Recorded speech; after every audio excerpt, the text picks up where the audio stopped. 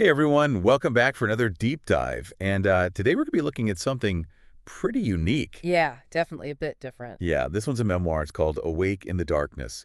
And the author actually details their experience of being in a coma Oh, for weeks, yeah. which is wild in itself. But get this, they describe it not as just blankness, but this intense, almost physical darkness. Hmm. It's, I mean, that's not how I usually picture a coma. no, not at all. And one of the things that really struck me right off the bat was how the author grapples with time. They Yeah. describe it as an abstract, slippery thing, Oh. completely losing all meaning. It really makes you think. Yeah, imagine like our usual way of measuring time, days, hours, minutes, Right. just dissolving. Yeah. Makes you wonder how much of our sense of time is actually just created by our brains, by our routines. Yeah, that's true. I mean, we know that like intense moments, like fear or joy can really warp how we perceive time. Mhm. So it makes sense that a coma, with its altered state of consciousness could totally be messing with the brain's timekeeping. Totally. Okay, but here's where it gets really interesting. The author describes the darkness not as emptiness, Okay. but as heavy, even filled with these fragmented thoughts and blurry images. Huh. That really challenges the typical coma narrative, doesn't it? Yeah. Like maybe there are these levels of awareness, even if they're fragmented. Right? Think about all those near-death experiences people describe. Oh, yeah. Maybe there's a lot more going on in the brain than we can currently detect. Wow, right? It kind of makes you rethink everything you thought you knew. Yeah. And then in the middle of all this darkness, the author talks about these moments of light, like these glimpses of the outside world filtering through. Yeah, those moments of light, those like glimmers of hope, they're so poignant. Yeah. They suggest that even in a coma, the brain could be registering external things, even if faintly. Hmm. Makes you wonder, what if those are like little anchors to reality? Yeah. And then there's that part where they feel a presence, Oh, yeah. a hand reaching through the darkness. I mean, talk about chills. Right. It's like even in that state, human connection might still be possible, maybe on a subconscious level. Wow. We know about the power of, loved ones being present for recovery, but what if it goes even deeper than that? It's like the love and worry from those around them was literally reaching into that darkness. Yeah.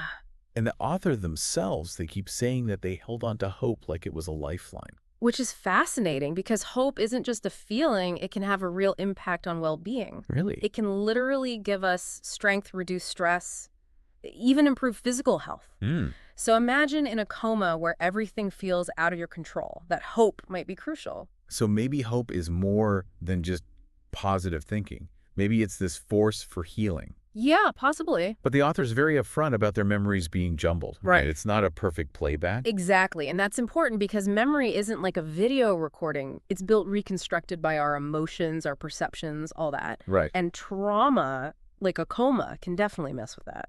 So it makes sense that their memories are fragmented. Uh-huh. But it also makes you think, how reliable is any memory, really? That's a great point. The author's honesty here actually opens up a whole other discussion. Yeah. If we can't even trust our own memories completely, how do we build our understanding of ourselves, of history, of anything? Whoa, that just got super deep. Right. And here's where I think it gets even more personal for the listener. Okay. I Yeah. mean, think about it.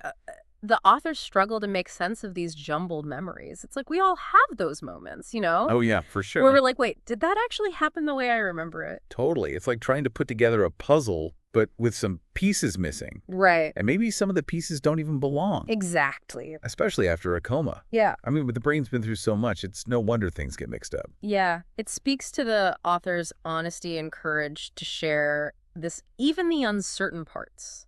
They're not trying to sugarcoat it. It's like, hey, memory is messy, trauma is complex, and that's okay. Right. It's actually more relatable that way. Yeah. And even with all that confusion, there's this constant thread of Yeah. hope, right? So the Yeah. author keeps mentioning, clinging to it like it was this driving force through the whole coma experience. And that's where it gets really powerful because we know hope can have a huge impact. Mhm. It's not just some fluffy feeling. Right. It can help us cope with tough stuff, reduce stress, even physically heal. Mm. So imagine being in a coma where you have no control, that hope might be the thing that pulls you through. It's like hope becomes this act of defiance, like refusing to give up even when everything seems dark. Yeah. And ultimately, it seems like that hope, along with the people who cared about them, actually help them come back. Absolutely. And as the author starts to emerge from the coma, their descriptions become even more vivid.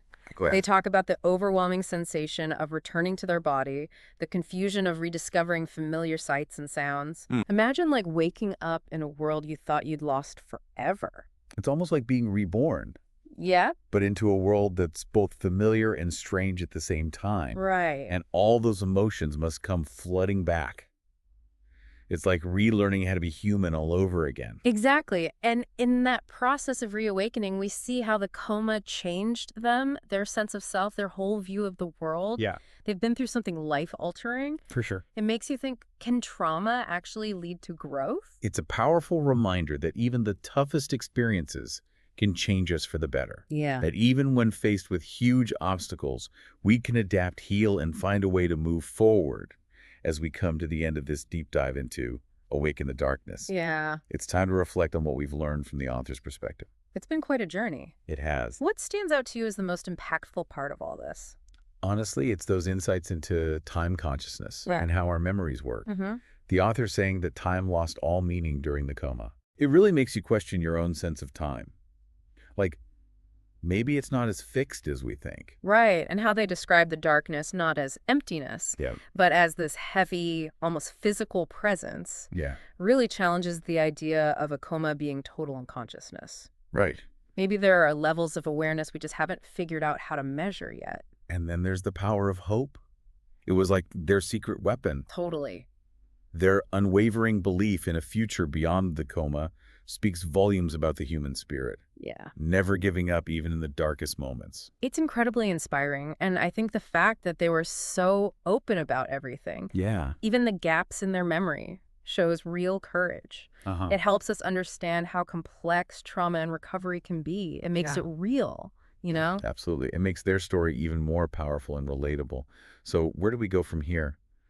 Yeah, I think this deep dive has really given us a lot to think about. It has. You know, we've explored the nature of time, the mystery of consciousness, even questioned our own memories. For sure. But now as we kind of wrap up this exploration of Awaken the Darkness, I want to shift gears a bit. What does the author's experience tell us about the resilience of the human spirit? You know, that ability to bounce back even in the face of extreme circumstances. It's really a testament to the strength that lies within each of us. I mean, the author's journey through the coma, it's almost like a metaphor for life itself, isn't it? Mhm. We all face darkness, you know, periods of uncertainty, loss, those times when we feel completely lost. Yeah. But what this memoir so beautifully shows is that even in the deepest darkness, there's this potential for growth, for connection, for hope. That's a powerful way to look at it. It makes the author's experience feel so universal. Yeah. Even if we haven't, gone through a coma. We've all had moments where we felt lost in the dark, struggling to find our way back to the light. Exactly. And that struggle, that resilience, that's what makes us human. It's a reminder that even when faced with incredible adversity, we can adapt, heal, and find meaning in the most unexpected places. And that's a message of hope and inspiration that we can all carry with us long after we finish this memoir. Absolutely. Before we sign off, though, I think it's fitting to leave our listener with something to ponder. Okay. If you could ask the author one question about their experience, what would it be? Ooh, that's a good one. The author's journey has definitely given us a lot to think about for me. I think I'd want to ask about the role of love in their recovery. Oh, How did their loved ones, even if only sensed subconsciously, impact their journey back? what a profound question. It really touches on the core of our shared humanity, you know, that need for connection, for belonging, for love, and how those bonds can sustain us, even when everything else feels like it's falling It's apart. like a reminder that we're not meant to go through life alone. Hmm, We need those connections, those anchors to help us through the tough times. absolutely. And on that note, we'll leave our listener to contemplate that question and to continue exploring the insights and mysteries revealed in this extraordinary memoir. Thank you for joining us on this deep dive into Awaken the Darkness. We hope you've come away with a renewed sense of wonder about the human mind and the incredible resilience of the human spirit.